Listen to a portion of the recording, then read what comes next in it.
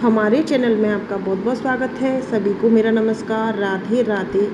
आज हम सुनेंगे सत्यनारायण भगवान की व्रत कथा। नेमिसराय तीर्थ में, जिसे अब नीमासर मिश्रित तीर्थ कहा जाता है, वहाँ एक बार सैनकादि 88,000 ऋषि प्रजा के कल्याण के हेतु विचारार्थ एकत्र हुए। विचार विनिमय हो रहा था कि पुराण वेता ज्ञानवान व्यास जी के शिष्य सूत जी वहाँ पधारे। सूत जी को देखकर समस्त ऋषिगण सत्कर में खड़े हो गए, पर सैनकादि ऋषियों ने मांगलिक शिष्टाचार के पश्चात उन्हें यथा योग्य आसन प्रदान किया। इसके पश्चात सैनकादि मुनियों ने सूत जी के हाथ जोड़कर नमस्कार करते हुए पूछा, हे महर्षि सूत जी, इस कलयुग में मनुष्य को हरि भक्ति एवं जीवन में सुख किस व्रत से प्राप्त हो सकेगा? आप जानते हैं कि कलयुग में मनुष्य वेद विद्या से रहित, सत्कर्मों से दूर तथा पाप कर्मों में संलग्न रहकर अनेक प्रकार के कर्म फलों के अधीन दुखों को भोग रहे हैं। उनका उद्धार किस सरल उपाय से हो सकेगा? आप जानते हैं कि कलयुग में मनुष्य का प्राण केवल अन्न व धन है। वे इसी कारण अनेकों दुखों से दुखी रहते हैं, जिससे मनुष्यों की प्रवृत्ति पापमयी होती जाती है। मिथ्या आचार अपव्यवहार से प्राणी दुखी हो जाता है। इस कारण जन कल्याण के लिए कृपा करके कोई उपाय बताएं, जिससे थोड़े धन में दीन और अल्प बुद्धि वाले मनुष्य भी अपना जीवन सुधार सकें। शास्त्र कहते हैं कि जिस उपदेश से मनुष्य पाप पुण्य करता है, उसके पुण्य और पाप का भागी उपदेशक भी होता है। पुण्य का उपदेश करने वाले दयावान, कपट रहित, निष्पाप और निर्विरोधी, ये 4 तरह के मनुष्य भगवान के रूप हैं। संसार में ज्ञानी होकर जो दूसरों को ज्ञान नहीं देता, उससे परम परमेश्वर प्रसन्न नहीं रहते। आप तो पृथ्वी पर ज्ञान का विस्तार करने के लिए ही अवतरित हुए हैं, अतः मनवांछित फल एवं सुख प्राप्त करने वाला कोई उपाय अवश्य बतलाएंगे। सूत जी बोले, हे मुनि श्रेष्ठों, आप धन्य हैं जो सदैव संसार के प्राणियों का हित चाहते हैं। मैं आज आप लोगों को उस श्रेष्ठ व्रत के विषय के बारे में बताऊंगा, जो कभी लोक हितार्थ नारद जी ने लक्ष्मीपति से पूछा था। आप सावधान होकर सुनिए। आइए पहला अध्याय शुरू करते हैं।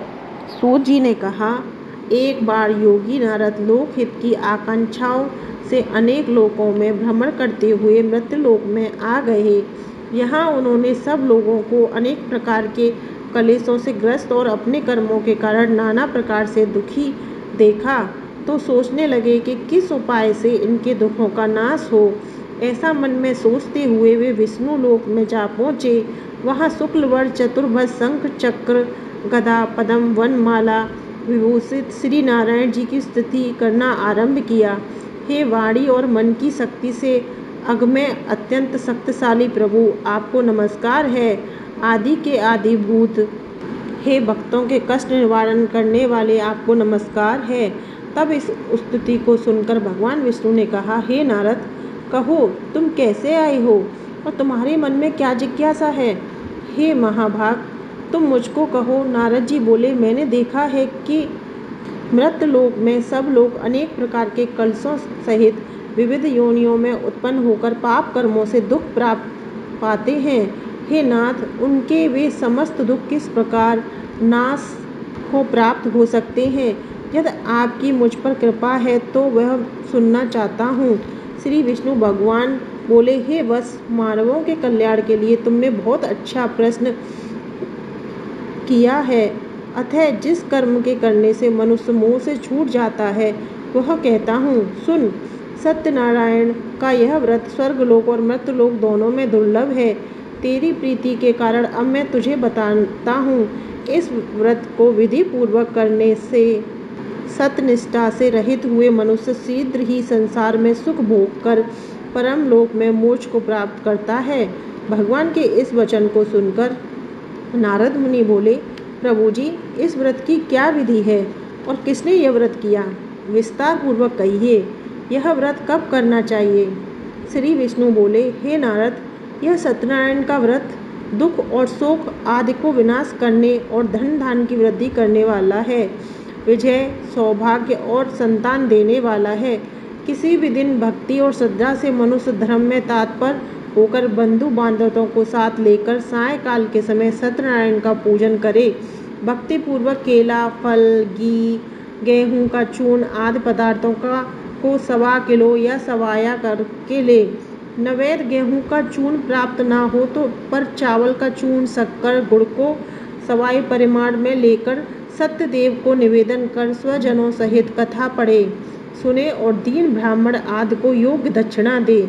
इसके बाद भक्ति पूर्वक प्रसाद को ग्रहण करके ब्राह्मण एवं स्वजनों को भोजन कराकर स्वयं करे। रात्रि को जागरण, कीर्तन एवं हरि गुणगान में बिताए।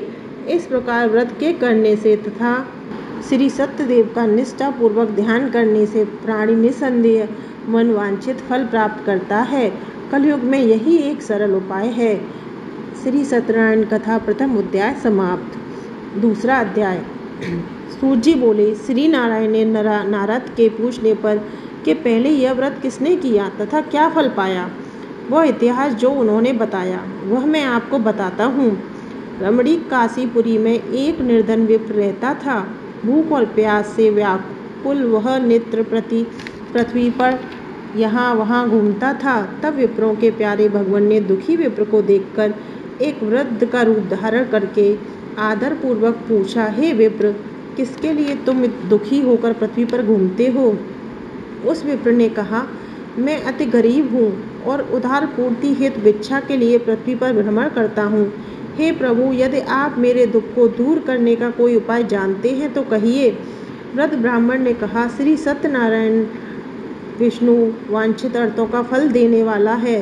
हे ब्राह्मण, उनके पूजन और उत्तम व्रत को तू कर, जिसे करके मनुष्य सब दुखों से छूट जाता है।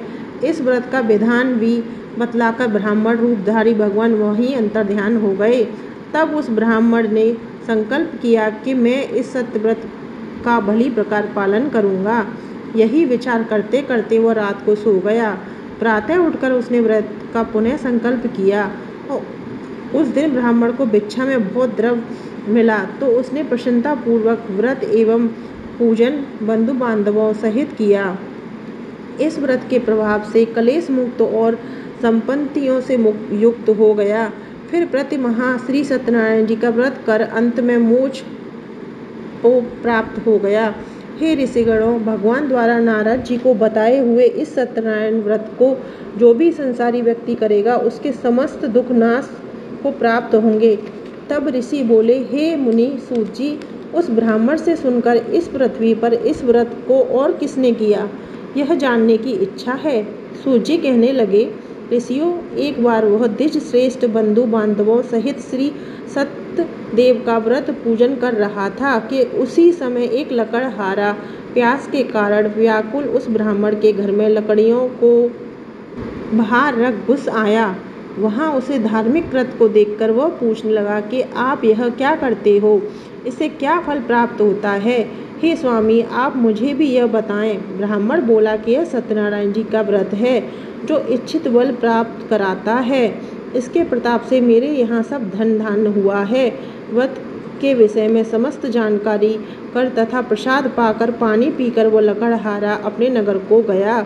उसने मन में विचार किया कि लकड़ियों को बेचने से जो धन मिलेगा मैं उससे इस व्रत को करूँगा। ऐसा विचार करते हुए वह धनवानों की बस्ती में जा पहुँचा। वहाँ और दिनों से दिनों दूने दाम वो लकड़ी बिकी। तब तो उसे प्रश्नचित्त होकर पके हुए केले, शक्कर, घी, दूध और गेहूं का आटा आदि सवाई मात्रा में एकत्र किया और घर आकर बंधु बांधवों सहित यह व्रत किया। व्रत के प्रभाव से वह धनवान पुत्रवान हुआ और संसार के सुख भोग कर अंत में सत्यलोक को चला गया। दूसरा अध्याय समाप्त होता है। अब शुरू करते हैं तीसरा अध्याय। सूत जी बोले, हे मुनि श्रेष्ठों, अब आगे की कथा सुनो। एक समय अलकामुख नामक बुद्धिमान और जितेंद्रिय राजा था। वह नित्य मंदिर जाता था तथा द्विज जातियों को दान आदि से संतुष्ट करता था। वह अपनी रानी के साथ एक दिन भद्रशिला नदी के तट पर सत्यदेव भगवान का व्रत कर रहा था कि उस समय वहाँ साधु नामक एक व्यापारी की नाव किनारे पर आकर लगी। वह वैश्य राजा को वहाँ देखकर श्रद्धापूर्वक उसके समीप पहुँचा। राजा को देखकर वह विनम्र स्वर में पूछने लगा, हे राजन, आप भक्तिपूर्वक यह क्या अनुष्ठान करते हो? राजा बोले, हे साहूकार, मैं पुत्र की प्राप्ति के लिए श्री सत्यदेव का व्रत करता हूँ। साधु बोला, महाराज, मेरी भी कोई संतान नहीं है, अतएव मुझे भी इस व्रत की विधि बतलाओ। राजा से व्रत के बारे में जानकारी पाने के बाद साधु ने घर आकर सदानंद उस व्रत के बारे में अपनी स्त्री को बताया और संकल्प किया कि संतान के प्राप्त होने पर वह भी व्रत करेगा। सत्यदेव की कृपा से उसकी स्त्री लीलावती गर्भवती हुई और 10 माह के में एक कन्या को जन्म दिया, जिसका नाम कलावती रखा गया। लीलावती ने मधुर वचन कह अपने पति को व्रत की याद दिलाई तो उसने कहा कि हे प्रिय, अब तो समय नहीं है, मैं इसका विवाह के उपरांत यह व्रत अवश्य करूँगा। इस प्रकार वह अपने व्यापार कार्य में लग गया। कलावती को विवाह योग्य देखकर एक दिन वैश्य ने अपने दूतों से कहा कि कन्या के योग्य वर को ढूंढें। आज्ञा पाकर एक दूत कंचन नगर गया और वहाँ के व्यापारी को एक सुंदर लड़के को साधु के पास लाया। योग्य वर पाकर उस वैश्य ने कन्या का विवाह सनातन संपन्न कर दिया। वह सत्यदेव के व्रत करने की बात अभाग्यवश फिर भूल गया। इससे सत्यदेव रुष्ट हो गए। कुछ समय पीछे साधु अपने जमता सहित व्यापार को चल दिया। समुद्र के किनारे रत्नासर नामक द्वीप में व्यवहार करके वह जब चंद्रकेतु राजा के नगर पहुँचे तो प्रतिज्ञा से भ्रष्ट वैश्य से भगवान कुपित थे। एक दिन चोर राजा का धन चुराकर सिपाहियों के भय से वहाँ सब धन उसी स्थान पर पटक कर छिप गए जहाँ की जमाता सहित वैश्य ठहरा हुआ था। चोरों के पीछे आते हुए सिपाहियों ने धन को वहाँ देखकर उन दोनों को पकड़कर राजा से सम्मुख उपस्थित किया और कहा, स्वामी, हम आपके धन को चुराने वाले 2 चोर पकड़ लाए हैं, इनके लिए आप अपनी आज्ञा दीजिए। राजा ने उन्हें जेल में डाल देने को कहा। सत्यदेव की माया से उनकी कोई बात किसी ने नहीं सुनी। उनका सारा धन छीनकर जेल में भेज दिया। उन्हीं सत्यदेव के शाप के कारण उसके पीछे उनके घर का सब धन चोरों ने चुरा लिया तथा उन दोनों की स्त्रियां घोर कष्ट पाने लगी। एक दिन कलावती भूख से व्याकुल अन्न की चिंता में घर से निकली और एक मंदिर में पहुंची। वहां सत्यदेव के व्रत को होता देख बैठ गई और रात को देर से कथा सुनकर प्रसाद लेकर घर वापस आई। माँ ने देर से आने के लिए उसे डांटा। कलावती बोली कि हे माँ, मैंने मंदिर में ब्राह्मणों को मनवांछित फल देने वाले व्रत को करते देखा। पुत्री के वचन सुनकर उसकी माँ प्रसन्न हुई। सत्यदेव के व्रत को याद करके उससे सपने में किया। वह कहने लगी, भगवान फिर से प्रसन्न हो। राजा चंद्रकेतु से स्वप्न में जाकर बोले, हे राजन, सुबह होते ही तुम उन दोनों वैश्यों को छोड़ देना और उनके धन को वापस कर देना, नहीं तो मैं तुम्हारा नाश कर दूंगा। प्रातःकाल होते ही राजा ने सभासदों को रात में देखकर स्वप्न को कहा और आज्ञा दी कि जेल में पड़े दोनों वैश्य बंदियों को छोड़ दो। आज्ञा अनुसार उन्हें जेल से राजा के सामने उपस्थित किया गया। पहली बात को याद करके वे दोनों व्याकुल थे और कुछ बोले नहीं। राजा ने उनके बाल बनवा, स्नान आदि करा के सुंदर वस्त्र पहनाने को दिलवाए। फिर उनको दुगना धन वापस करते हुए कहा, तुम देव गति से हो यह महादुख प्राप्त किया है, अब निर्भय हो तुम जाओ। राजा को प्रणाम करके वे दोनों आनंद से अपने घर चल दिए। सत्यनारायण भगवान की कथा का 3रा अध्याय समाप्त। अब शुरू करते हैं 4था अध्याय। सूत जी बोले, हे मुनियों, राजा के यहाँ से चलकर उन साहूकारों ने मांगलिक कर्मों को करके अपनी नावों से घर जाने की यात्रा शुरू की। साहूकार के कुछ दूर जाने के बाद भगवान ने दंडी का रूप धार यह जानना चाहा कि वैश्य ने अब भी सत्य को अपनाया है या नहीं। उन्होंने साहूकार से पूछा, हे साहूकार, तुम्हारी नावों में क्या है? साधु ने अनादर पूर्वक हंसते हुए कहा, हे दंडी, तुम यह क्यों पूछते हो? क्या धन लेने का विचार है? मेरी नौकाओं में तो लता प्रदीक। ऐसे कठोर वचन सुन दंडी रूपधारी भगवान बोले, तेरा वचन सत्य हो। ऐसा कह दंडी स्वामी उसके पास से आगे चले गए। इधर जब साधु वैश्य ने अपने नित्य कर्मों से निर्वृत्त हो अपनी नावों के पास आकर देखा कि पानी के में नीचे को बैठी हुई है, उसकी नाव अब ऊपर को उठी है, तो वह आश्चर्यपूर्वक करता हुआ नाव के पास आकर देखता है कि उनमें धन के स्थान पर पत्ते भरे हुए हैं। यह देखकर साहूकार मूर्छित होकर गिर पड़ा। जमाता ने कहा, शोक क्यों करते हो? उसी दंडी स्वामी के शाप का फल है। चलो उसी के पास चलें, वह सब कुछ करने में सामर्थ्य है। तब वे दोनों दंडी स्वामी के पास पहुंचकर भक्तिपूर्वक कहने लगे कि अपराध को क्षमा करें दंडी स्वामी। प्रभु बोले, तू बार बार मेरी पूजा से विमुख और भ्रष्ट प्रतिज्ञा होता है और मेरी आज्ञा से दुख पाता है। यह सुनकर साहूकार प्रभु की स्तुति करते हुए बोला, हे स्वामी, आपकी माया से जब ब्रह्मा आदि देवता भी मोह हुए हैं, आप नहीं जान सके तो मैं मूर्ख आपको क्या जानूं? मेरे अपराध क्षमा करें, मैं आपकी पूजा करूंगा, मेरा धन वैसे ही कर दें, मैं आपकी शरण में हूँ। भक्ति भरे ऐसे वचन को सुनकर भगवान उसको मनचाहा वर प्रदान कर अंतर्ध्यान हो गए। फिर से धन से भरपूर नावों को देख व्यस्त ने अपने साथियों सहित विधि पूर्वक सत्यदेव का पूजन किया और फिर अपनी नावों सहित अपने देश की यात्रा पर चल दिए। अपनी रत्नपुरी नगरी के पास पहुंचकर साहूकार अपनी जमाता से प्रसन्न हो बोला, वह देखो हमारी रत्नपुरी। इसके बाद उसने नावों को किनारे लगाकर अपने दूत को घर भेजा। वह दूत नगर में जाकर साहूकार की स्त्री लीलावती को संदेश देते हुए बोला, साधु वैश्य अपने जमाता और धन धान सहित नदी तट पर आ गए हैं। दूत के मुख से वचन सुनकर लीलावती प्रसन्न हुई और सत्यदेव भगवान की पूजा करके अपनी पुत्री से बोली कि मैं अभी स्वामी के दर्शनार्थ जाती हूँ, तुम भी पूजा समाप्त करके आ जाना। किंतु लीलावती पूजा समाप्त करके अति उतावली हो भगवान के प्रसाद को छोड़कर अपने पति के पास चल दी। इस कृत्य से सत्यदेव रुष्ट हो गए और उन्होंने उसके पति की नाव को धन सहित जल में डुबो दिया। लीलावती अपने पति को वहां न पाकर विलाप करने लगी।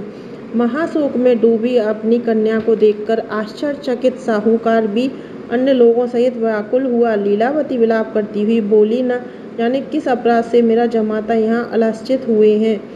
सत्यदेव की महिमा को कौन जान सकता है। जब शोककुल कलावती अपने पति की खड़ाऊ लेकर सती होने को तैयार हुई, साधु वैश्य ने विचार किया, यह तो सत्यदेव ने नाव को हर लिया या हम ही माया के भ्रम में पड़ गए हैं।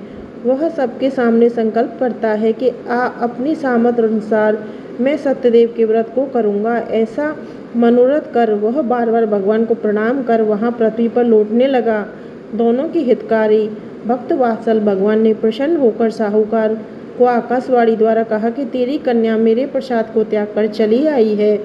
इसी से इसका पति इसको नहीं दिख रहा है। वह घर जाकर प्रसाद खाकर जब आएगी तो उसे अवश्य ही पति मिलेगा, इसमें संदेह नहीं है। लीलावती इन वचनों को सुनकर तुरंत घर गई और प्रसाद खाकर लौटकर आई तो उसने अपने पति को देखा। वह अपने पिता से बोली, चलिए अब घर चलने में विलंब क्यों करते हो? तब साहूकार ने प्रसन्न हो सत्यदेव का विधि पूर्वक पूजन किया, अपने जमाता एवं दहेन सहित घर को गया। तदंतर वह प्रत्येक पूर्णिमा संक्रांति को सत्यदेव का व्रत पूजन करने लगा। इस प्रकार वह संसार के समस्त सुखों को भोगकर अंत में विष्णु लोक को गया। यहाँ पर हमारा चौथा अध्याय समाप्त होता है। अब सुनते हैं पांचवा अध्याय। सूची कहने लगे, हे मुनीश्वरों, प्रजापालक एक तुंगध्वज नामक राजा था। एक बार वन में शिकार करते हुए एक विशाल वट वृक्ष के नीचे विश्राम हो गया। वहाँ कुछ ग्वाले भक्त भाव से सत्यदेव का व्रत कर रहे थे। राजा यह देखकर भी उनके समीप नहीं गया और ना उसने भगवान को प्रणाम किया। उसने ग्वालों द्वारा दिए हुए प्रसाद को भी ना लिया। उससे घृणा की सत्यदेव भगवान उससे रुष्ट हो गए तथा दुष्कर्मों का फल तुरंत दिया। वह जब घर लौटा तो वहाँ उसने रानी और पुत्रों को मरा हुआ देखा तथा अपना समस्त धन वैभव नष्ट पाया। राजा ने निश्चय किया कि सत्यदेव ने ही मेरी यह सर्वनाश किया है। ऐसा विचार कर वह वन में उसी स्थान पर आया जहाँ ग्वाले व्रत कर रहे थे। उसने ग्वालों के साथ भक्ति पूर्वक व्रत किया तथा सप्रेम प्रसाद लिया। सत्यदेव ने प्रसन्न होकर उसके पुत्र जीवित कर समस्त धन धान्य भी दिए। वह संसार में समस्त सुखों को पाकर अंत में स्वर्गलोक को गया। जो व्यक्ति इस परम दुर्लभ व्रत को करते हैं तथा इस पवित्र कथा को पढ़ते सुनते हैं, वह इसके प्रभाव से ऐश्वर्यवान हो मोक्ष प्राप्त करते हैं। यह कथा कलयुग में तुरंत फल देने वाली है। समय अनुसार भगवान को कोई सत्य, कोई ईश, कोई काल और कोई कलयुग में सत्यव्रत का स्वरूप भगवान कहेंगे। हे ऋषिश्वरों, जो सत्यदेव की कथा को नित्य पढ़ता सुनता है उसके समस्त पाप क्षय हो जाते हैं। अब जिन्होंने इस व्रत को किया था उनके आगे के जन्मों का हाल बताता हूँ। बुद्धिमान सतानंद सुदामा बना।